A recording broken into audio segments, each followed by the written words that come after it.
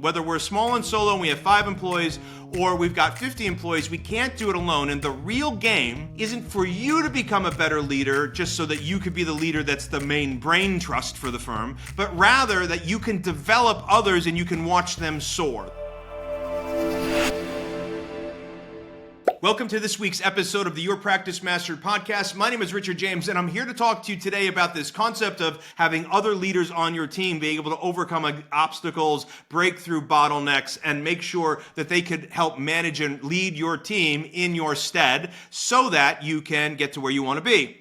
Now, we buy into the idea that there's a finite game that we're actually playing, and we buy into the idea that infinite games actually work and will help you accomplish your goals.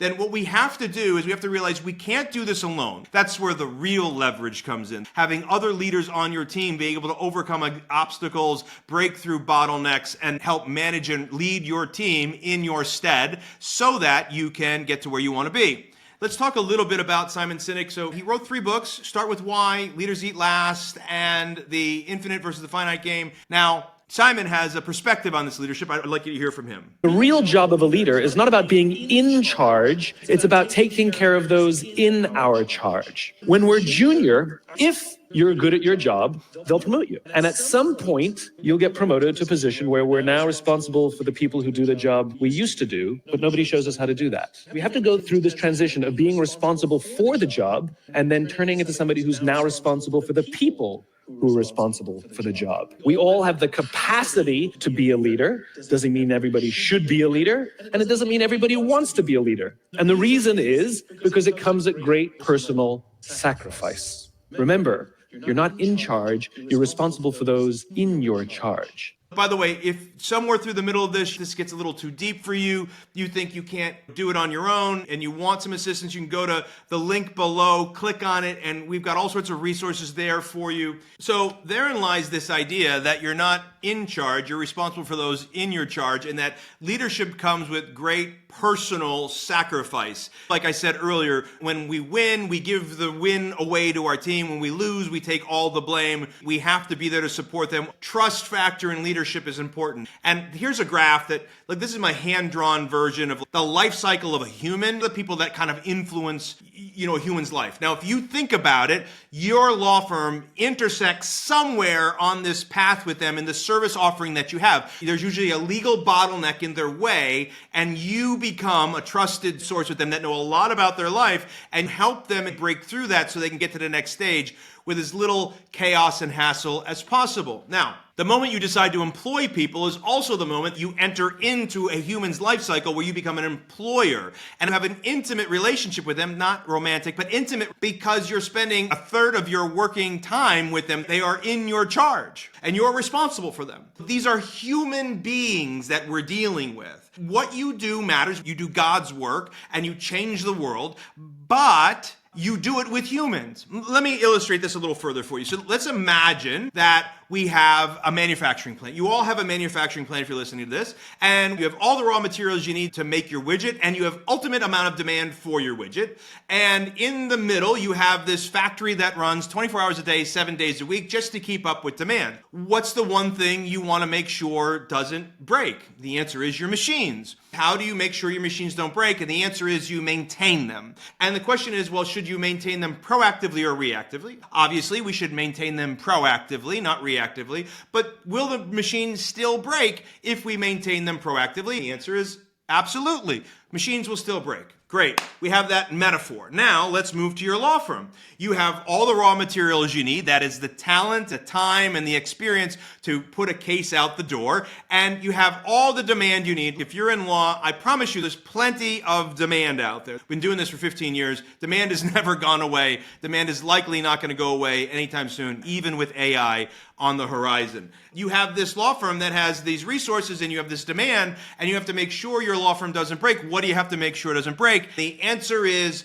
human beings. You don't have machines, you have humans that get this done. The question is, how do you make sure your humans don't break?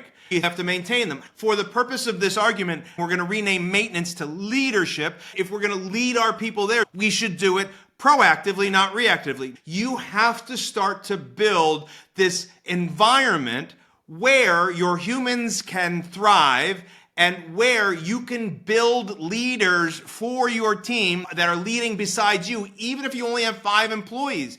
We have to think about, can they lead? So we're going to talk about with Simon a little bit about what are the pieces of this puzzle. In the 1970s, Milton Friedman, the economist, theorized that the responsibility of business was to maximize profit within the bounds of the law, no mention of ethics. And that definition, which was just a theory, was embraced by a class of leader, corporate leader in the day. And they used it to justify new behaviors in business. For example, the concept of mass layoffs to balance the books is now normal. CEOs comfortably go on TV and say, we missed our numbers, we're having a round of layoffs. You're profitable, just not as profitable as you promised. So normal, like they just do it very openly. That did not exist as a behavior, did not exist prior to the 1980s. It didn't exist. You only had layoffs for existential reasons. The rise of Jack Welch, who I think was a terrible human being, who perpetuated concepts of short-termism, rank and yank, pitting our people against each other inside our own companies and creating internal competitions. Everything that violates every good tenet of leadership, Welch did the opposite. He wrote a book called Winning and put his own face on the cover. I mean, that tells you everything. And the problem was that became the model. And there's an entire generation of leader that was raised in the 80s and 90s on Milton Friedman and Jack Welch theories. And what they did was they broke capitalism. I'm not going to argue about this idea of broke capitalism. Just know that you're not alone if you feel like you struggle with this idea that you have this view of how your employees should act and you have this view of your employees that you can't trust. I'm going to try to flip this on its head for you and come at this from a different direction. We're going to get into this idea of how to build trust, how to transfer that to your team members so you can build leaders in your team and it's not just relying on you, and then what it looks like to build a thriving law firm.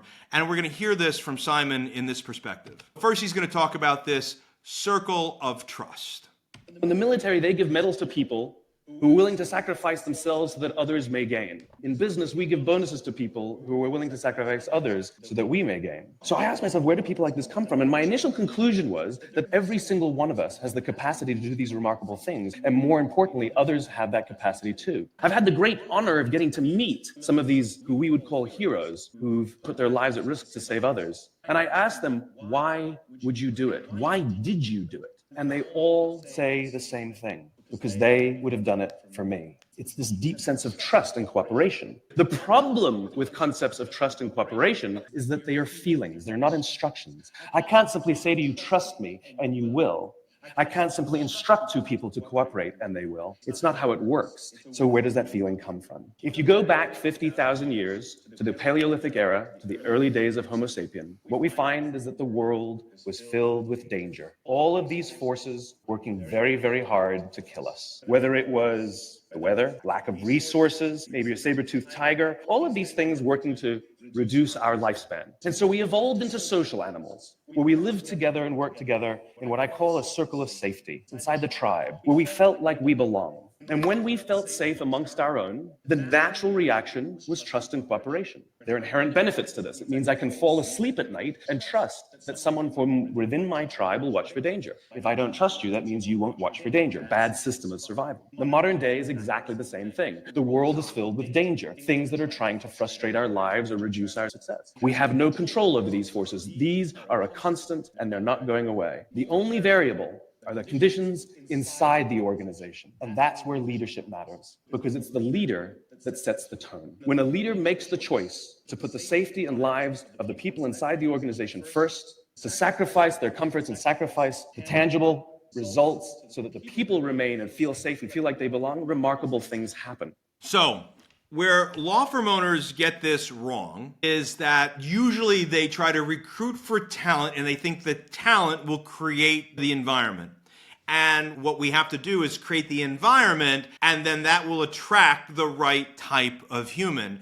And that starts with us leading better, which then teaches others how to lead better. But how are we going about teaching others how to lead better? And how are we going about identifying what does this environment of safety actually look like? So I want to drop those icons. So the circle of safety, I want to drop it in after the video. So In order to do this, there is going to be some personal cost at the leadership level. Identifying what that is for you and your team is going to be important. Let's hear from Simon. So the reason I say leadership is difficult, and the reason I say leadership requires courage, is because we all want the perks of leadership, but how many of us are willing to fulfill our responsibility as leaders? Where you command love and loyalty is if people feel seen, heard, understood, and that you care about them as a human being. They'll give you all the deference in the world. So this is where I struggled for years. You have to be willing to sacrifice the credit. You have to be willing to sacrifice profit, right? You have to be able to go through the things that you're going to sacrifice in order to let the team win. And if you don't, then your team isn't going to trust you,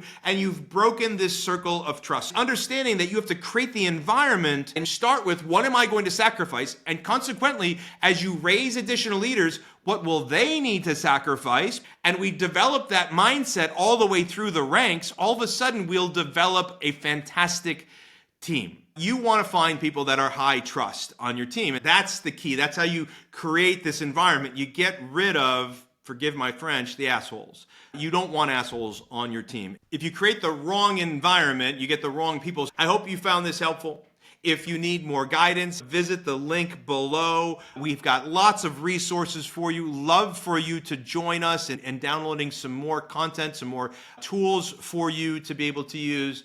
Or if you want to join our world, there is a process for that as well. But for today, if you like what you saw and you heard, you can hit subscribe, like, you can share this, you can comment on it, and we'd love to hear from you. Let's go build you a better practice, one leadership principle at a time.